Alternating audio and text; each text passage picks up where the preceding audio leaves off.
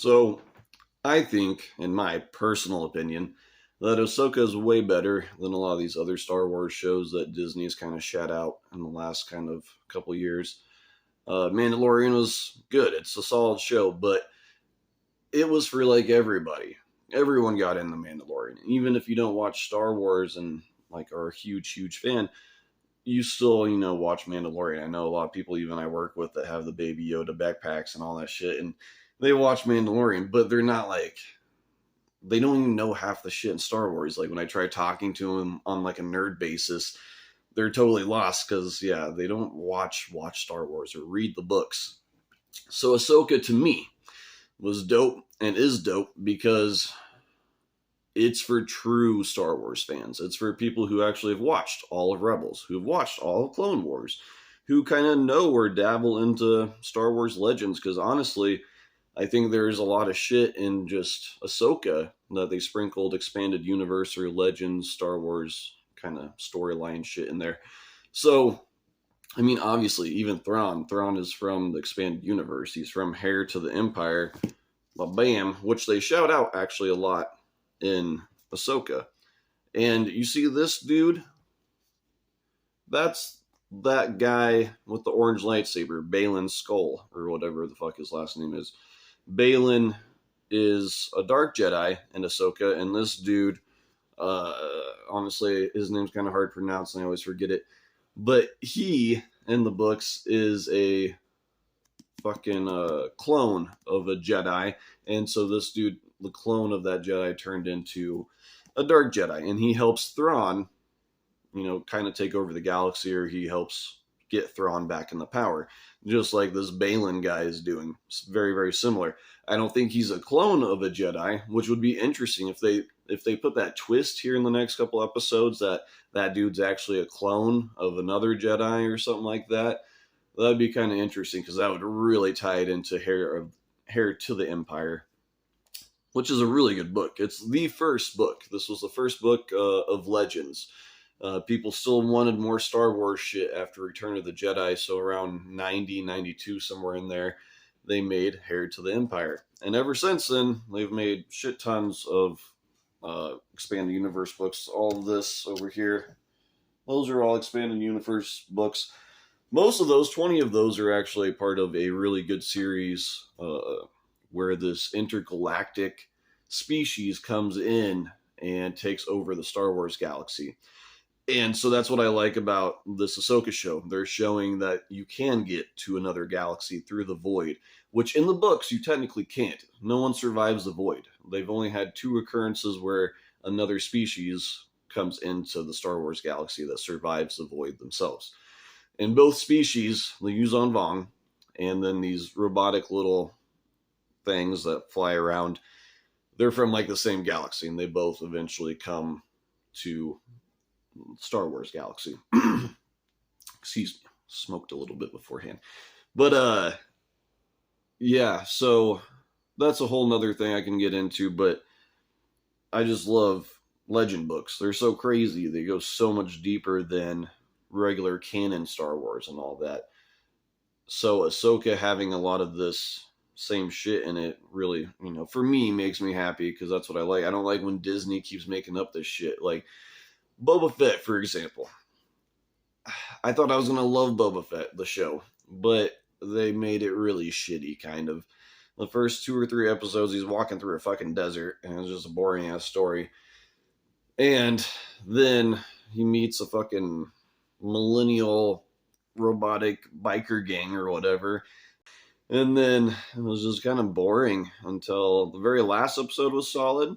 And then, the episode or 2 before, but that was because it was Mandalorian. They brought in Mandalorian yet again. Like I said, to spice things up, they have to fucking take from a good show and put in something else. So Boba Fett, Obi-Wan, and Andor, they were so underwhelming, bro, compared to Ahsoka.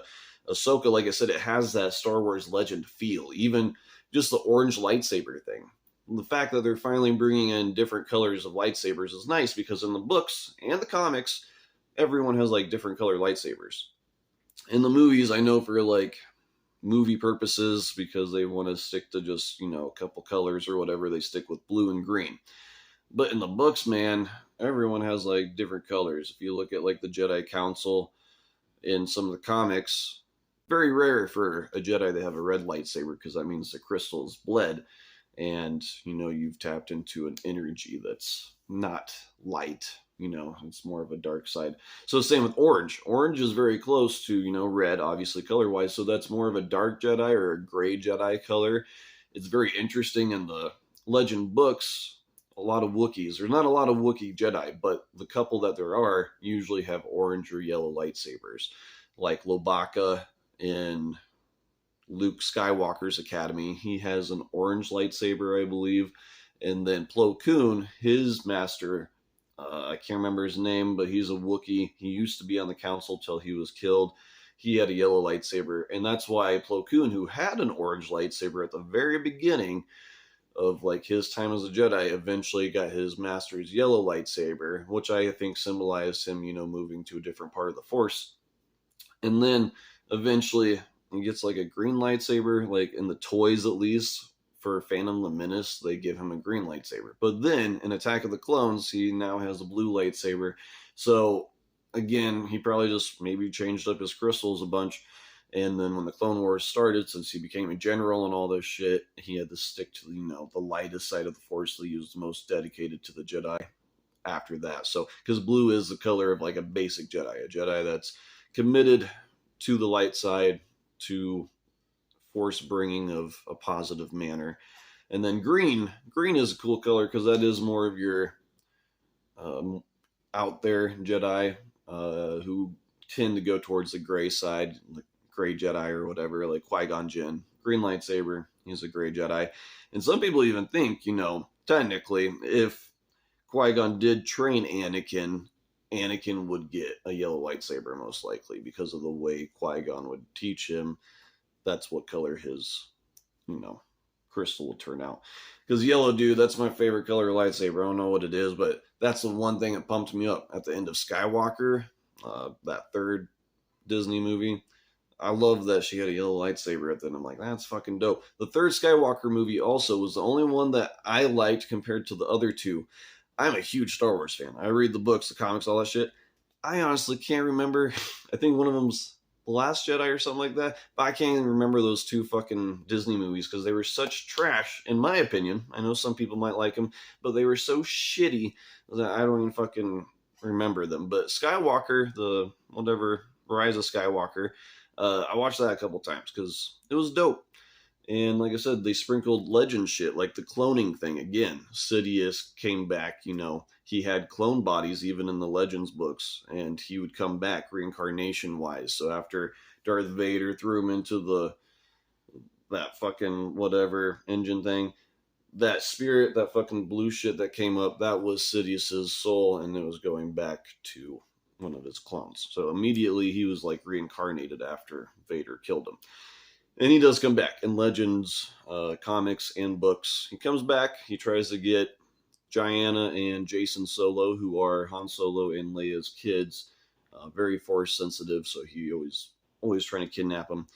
But eventually, he gets killed by Han Solo. Han Solo is the last person to actually kill Sidious in the comics and books. And then this Jedi that they found, who's like mostly a robot because he's so fucked up and shit from the Clone Wars and stuff and hiding out from Vader.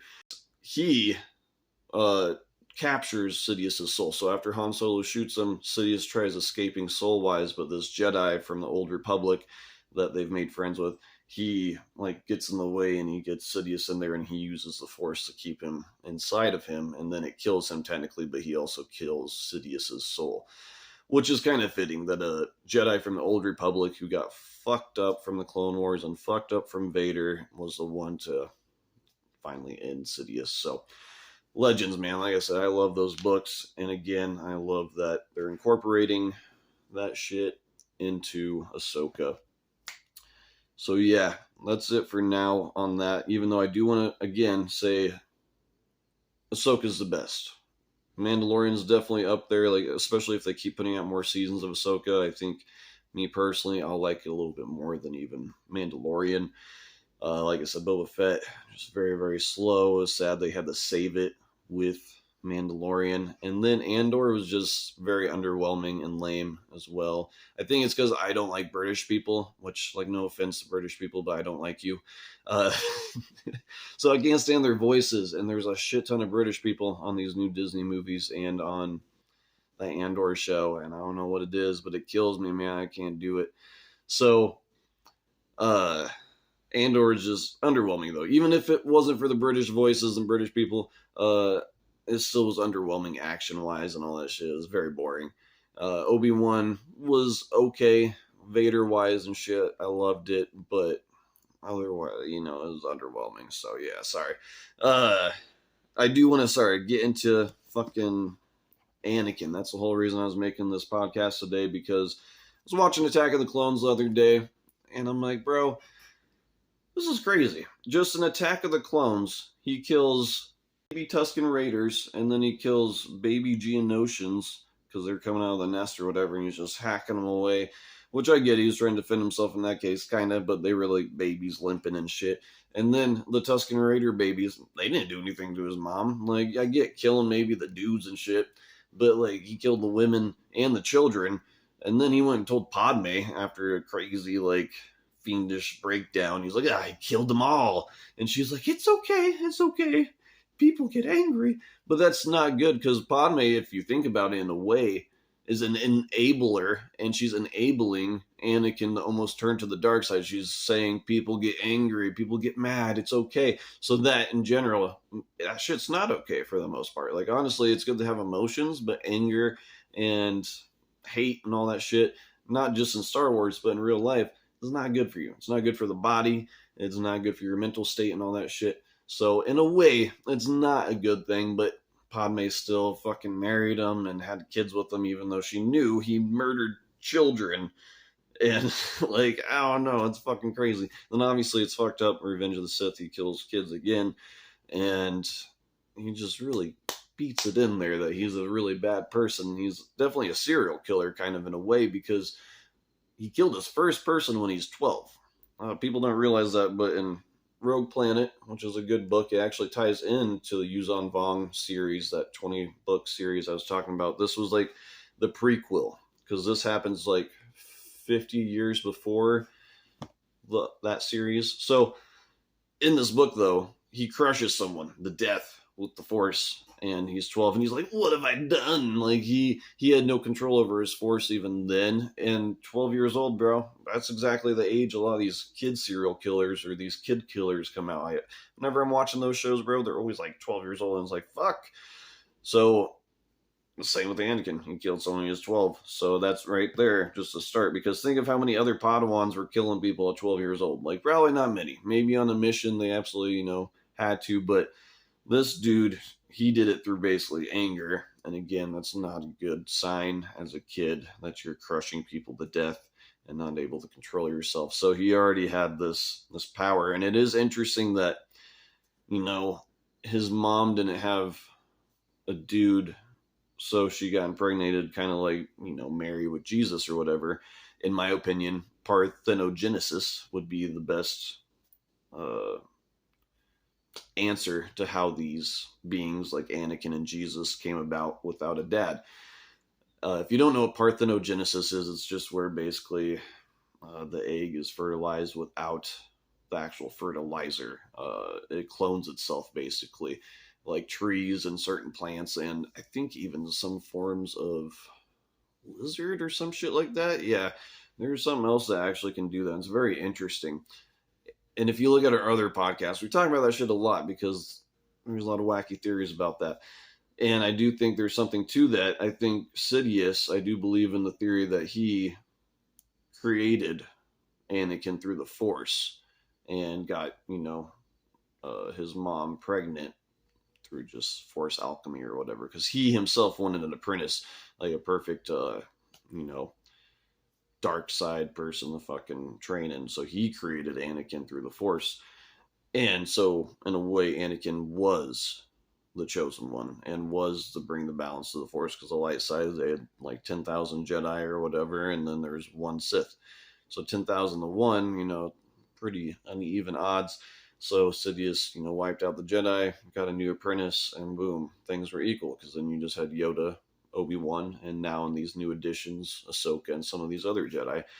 So, but still, it cut it down to where now there is balance amongst the Force. So Qui-Gon seeing that shows again that he's a great Jedi. I think he didn't even realize himself what he was talking about when he said balance of the Force. He didn't realize that it was meaning that it was going to bring the dark side up and the good side down. But he was a great Jedi, so his intuition was still on point because he didn't see light or really dark for the most part. So, anyways, on the other things, sorry, this is a much longer podcast than I was wanting to do, but so much to talk about. Speaking of legends and stuff, this book, Commando, there's a few of them, few Commando books. I think that's what Bad Batch is based off of. Bad Batch, has these rogue clones that decide not to do Order 66, and they hide out and shit. They have this Boba Fett sister, Omega, and in this, it's a bunch of commandos that are hiding out on Mandalore, and they're actually with Jango Fett's sister and a bunch of other people like Jedi and stuff even that are hiding out from the Empire. And it just seems like a lot of these characters are based off of this book and off the game. Commando the game, man, it's solid. I don't know if you guys have played it, if you're Star Wars fans, but it's A1, son.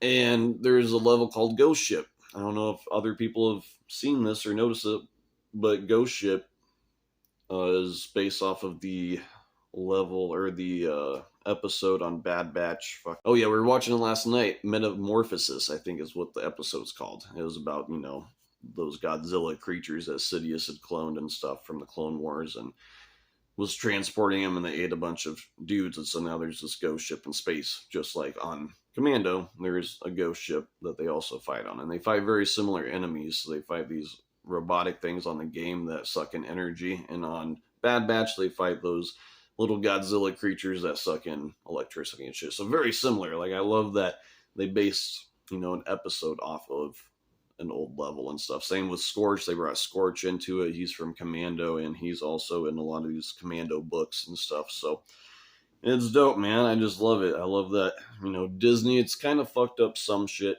They fucked up, Boba Fett and or Obi-Wan, but they're doing better with these other shows and sticking to kind of the books and stuff. What I'm really mad about on Obi-Wan is they even put out a fucking trailer for this too, and I don't know if they just backed out of it last minute, but it was supposed to be where Obi-Wan fights Darth Maul when Darth Maul comes to fucking Tatooine to go get Luke because he senses Luke through the Force or whatever. Or if you watch Rebels, he saw him in the hologram or holocron explosion, and so he went to Tatooine because that was going to be his apprentice to take down Sidious and stuff. So Obi-Wan, encounters Darth Maul on Tatooine, and then they show down, and they finally, Obi-Wan and him fight, and, Darth Maul tries doing the move that he did on Qui-Gon, but Obi-Wan, he knows what's coming. He kills him. So that's what should have happened in the live action. It shouldn't have been the fucking Inquisitor. Like, that was so random, dude. Like, why do they have just this random chick who isn't even in Rebels or anything like that? She's just someone that Disney made up. When Disney makes up characters for Star Wars movies and stuff, it really bums me out. Like, it's just not sticking to the shit. And they're not that fun of characters usually when Disney makes them. So, yeah, I think they should have just stuck to the Darth Maul thing. And hope you guys learned something.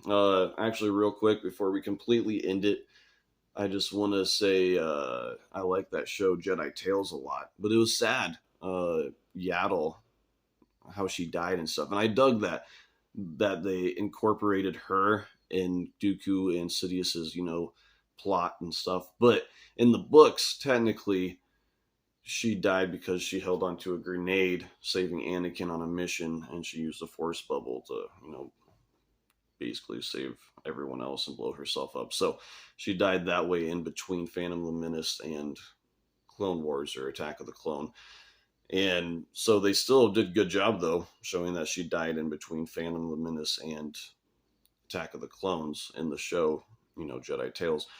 And then I just liked everything else, showing how Dooku came about and Qui-Gon when he was younger. And Ahsoka and her duel with the Inquisitor at the end, like, that shit was dope. Like, it was a solid show. So, like I said, Disney, they're hit and miss, but they're pretty good lately with the animated shows and stuff like that. So, anyways, I think that is it.